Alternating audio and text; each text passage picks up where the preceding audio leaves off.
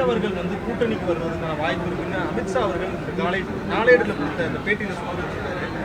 Election நெருங்கிட்டு வர நேரத்தில் வந்து ஆனால் அமித்ஷாஜியே சொல்லியிருக்காருல்ல, அதுக்கு அமித்ஷாஜி சொல்கிறதுக்கு நான் என்ன இன்டர்பிரேட் பண்ணணுமா என்ன? அமித்ஷாஜி என்ன சொல்கிறாங்களோ அதை நம்ம அப்படியே எடுத்துகிட்டு வரணும். விஜய் வர்றதுக்கான வாய்ப்பு. ஆனால் அமித்ஷாஜி என்ன சொல்லியிருக்காரோ அதுதான் நம்ம அமித்ஷாஜி சொன்னதுக்கு ஏன்னா அவர்கள் எங்களுடைய தேசிய தலைவர்கள், அவர்கள் என்ன சொல்லுகிறார்களோ அதுதான்.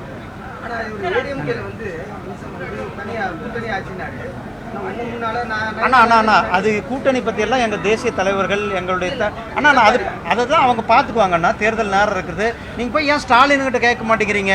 உங்கள் கூட்டணி ஸ்ட்ராங்காக இருக்குதான்னு நீங்கள் யாராவது ஸ்டாலின்கிட்ட கேட்குறீங்களா? திருமாவளவன்கிட்ட கேட்குறீங்களா? கம்யூனிஸ்ட்கிட்ட கேட்குறேன். கம்யூனிஸ்ட் தினமும் அந்த அரசாங்கத்தை தினந்தோறும் அவர்கள் விமர்சனம் செய்கிறார்கள். அதே போல் திருமாவளவன் தினந்தோறும் விமர்சனம் செய்கிறார். திருமாவளவன் விட்டால் என்றைக்கடா அந்த கூட்டணியிலேருந்து வெளில ஓடலாம் அப்படின்ற நிலையில் தான் இன்றைக்கி இருந்து கொண்டிருக்கிறார்கள். வைகோ அவர்கள் வெளில வர்ற சூழ்நிலையில் இருந்து கொண்டிருக்கிறார். இதையெல்லாம் நீங்கள் போய் யார்கிட்டையும் அவங்ககிட்ட எங்களுடைய கூட்டணி ரொம்ப ஸ்ட்ராங்காக இருக்கிறது.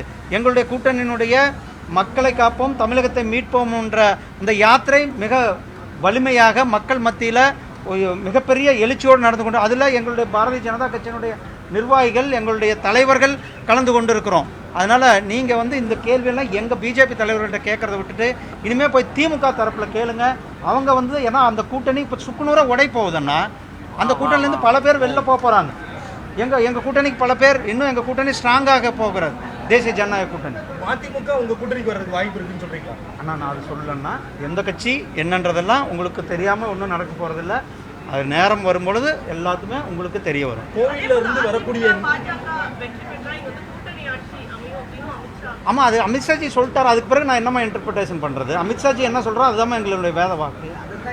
ஆனால் அதுதானே எனக்கு வேத வாக்கு. நான் ஒன்றும் இன்டர்பிரேட்டர் கிடையாது, உங்களுக்கு புரியாதது கிடையாது. அமித்ஷாஜி என்ன சொல்கிறாரோ அதுதான் எங்களுடைய வேத வாக்கு.